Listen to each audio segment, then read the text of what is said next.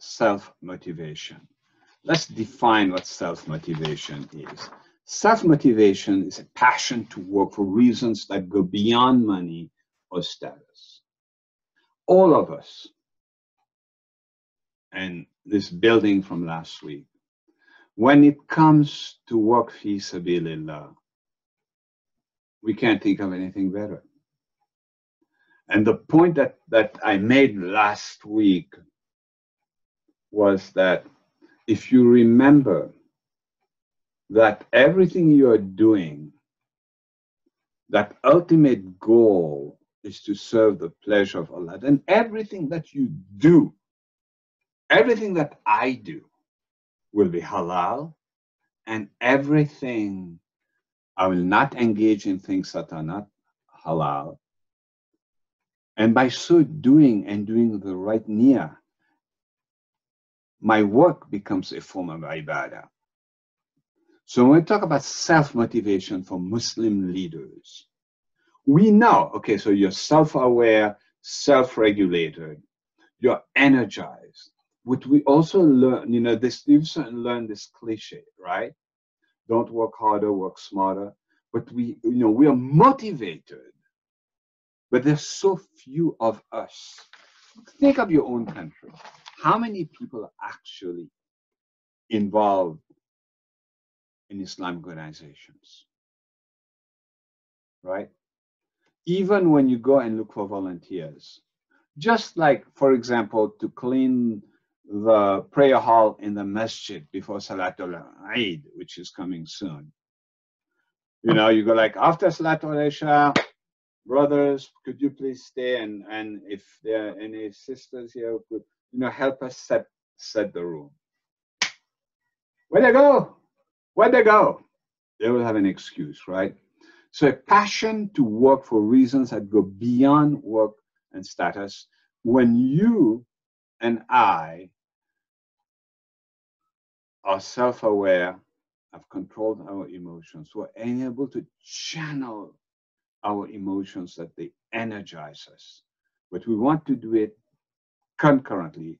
And that's why when I look at the work by Goldman, I always say, yes, we are working with the limbic system, but also don't forget the neocortex, right?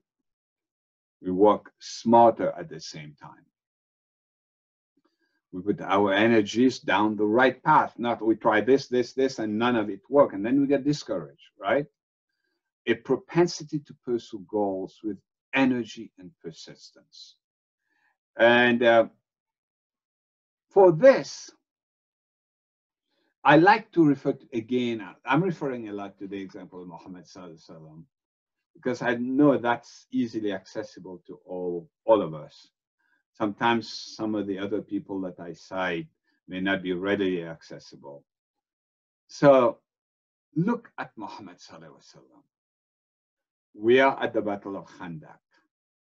About 26,000 of the Quraysh and their associated, henchmen have come to put an end to the Muslims. And the only thing separating them, by the grace of Allah, is this ditch that Salman al-Farsi advised our blessed and beloved Prophet ﷺ to dig. And in that moment of ultimate danger, because of course, Allah is the best of planners, had those people wiped out the Muslims, you and I wouldn't have this beautiful deen. Of course, that was not the plan of Allah. But the point I'm trying to make is a period of great stress. And as they're digging the ditch, they come across this boulder. And they can't break it. And they come to Muhammad Sallallahu Alaihi Wasallam and ask him for help. And you know what happened. We all know what happened. Right? As he hit it, Allah blessed him with his vision of where this ummah was going to go and the direction and the sequence. And it happened exactly like that. But who? You know, in a moment of great stress like that, shows unbounded optimism. Of course, he's the Prophet of Allah. He has a direct line to Allah. But let's look at the effect on the companions. What did I tell you? That when you're energized, you're motivated, it energizes the people you're responsible for. Right? So the Prophet ﷺ calls Salman and tells him about this vision. And this vision is, of course, shared. And the companions of the Prophet ﷺ, one part of the vision was that Constantinople would be liberated. And you all know his name, Ayyub Sultan. In the first century, goes all the way. He's so energized by that vision. He goes all the way to Constantinople. And of course, he becomes Shaheed there. And he asks to be buried right there. And you can go to Istanbul and see where he's buried. And for 700 years, that vision motivated Muslims until finally they liberated Constantinople and Islam entered what is now Istanbul. The vision of our beloved Prophet ﷺ continues to motivate us. We continue to pursue that one goal at the center of the message with energy and persistence.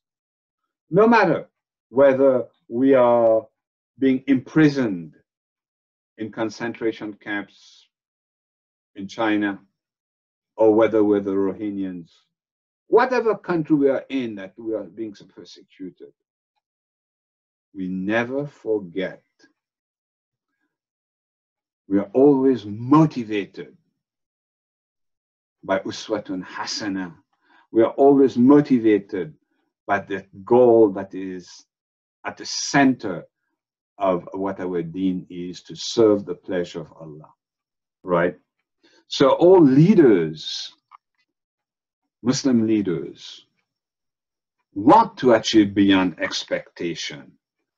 And, you know, one of the things about self-motivation, and you see that when, for example, during Ramadan, we're encouraged to do extra charity, to do extra nawafil, to give, you know, to do extra good deeds, because we, you know, we are being, the idea is to raise the performance bar, right? And the hadith of the Prophet ﷺ, that Allah loves it when a Muslim does something, he does it in the most excellent manner, right? When we took that to heart, we Muslims, no other civilization could stay with us. But that was it.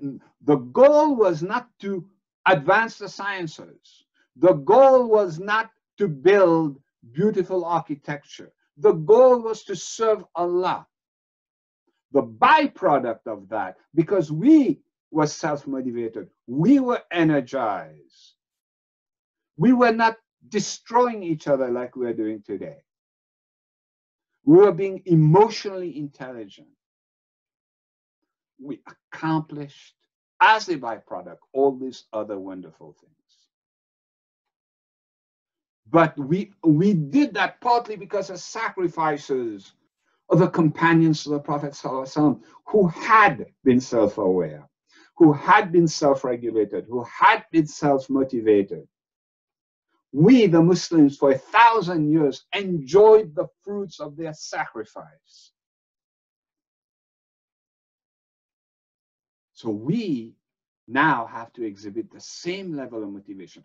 whatever Islamic organization you're in, Muslim organization, your business, because we need rich Muslims too to contribute to the coffers to help Islamic work, right? The point I'm trying to make is a self-motivated, a passion to work for reasons beyond money or status. And the hallmarks, a strong drive to achieve. Doesn't matter how small your masjid is. Doesn't matter how small your Islamic bank is. Doesn't matter. You know, all of it joins together. You have this ummah level synergy, if I might say, this ummatic synergy, right? Strong drive to achieve, optimism even in the face of failure, right? And we see that again and again, the companions of the Prophet ﷺ. We see that again in Sultan Fateh when he liberated Constantinople, right? We see that Nayyub Sultan, he was not going to live there. He's still there. But now, you know, Istanbul is Muslim. So, commitment to the cause, commitment to the organization, and our motivation when we are energized and self-motivated by the grace of Allah as leaders. Our followers also self-motivated. Muhammad Sallallahu Alaihi Wasallam passed on that level of motivation to all his companions and to us. Right? We now are seeking to continue the mission that he was charged with, which is to establish the truth of Islam on earth, or at least give people the opportunity to choose.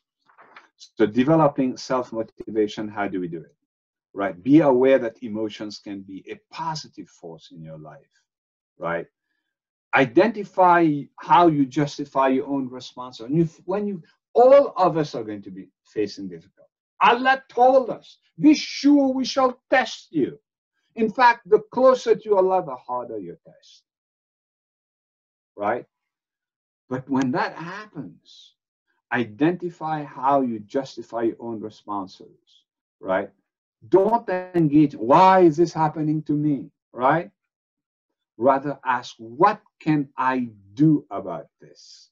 Right? What can I do about this? Identify your explanatory style. When a setback strikes, instead of, as I said, asking, what's wrong with me? You know, why is this happening to me? Which probably are things you shouldn't be asking, but how can I fix it? Muhammad Sallallahu Alaihi Wasallam, remember the famous Battle of Mu'tah, right? When the Muslims, Khalid had to basically withdraw the army. And what happened? When they got to Medina, the people of Medina basically were saying, you retreated, you know, we're not being nice to them. And Muhammad Sallallahu Alaihi Wasallam, what did he do? He said, no, they retreated so they will advance. And indeed, the next battle, the Battle of Yarmouk, the Muslims defeated the Roman Empire. Right? So the point is that instead of, you know, blaming oneself, oh, the Ummah is divided, how can we fix it? The pot is not half empty, it's half full. Do you know that when the Muslims left Mecca to go to Medina, how many? I'm not going to give you the answer. You go look for it. Because people always think that when Muhammad Sallallahu Alaihi Wasallam went from Mecca to Medina, there were like thousands of people. Look how few the number of companions were. And yet look how much they accomplished. Right? So, self-motivation. Those three, right? Self-awareness, self-regulation, self-motivation, focus on ourselves. Now let's look at how we can use those emotions now. Now that we understand ourselves, we understand how we react, we understand how to manage them, and we use that emotions to energize ourselves, right? What do we do with that? How do we relate to others?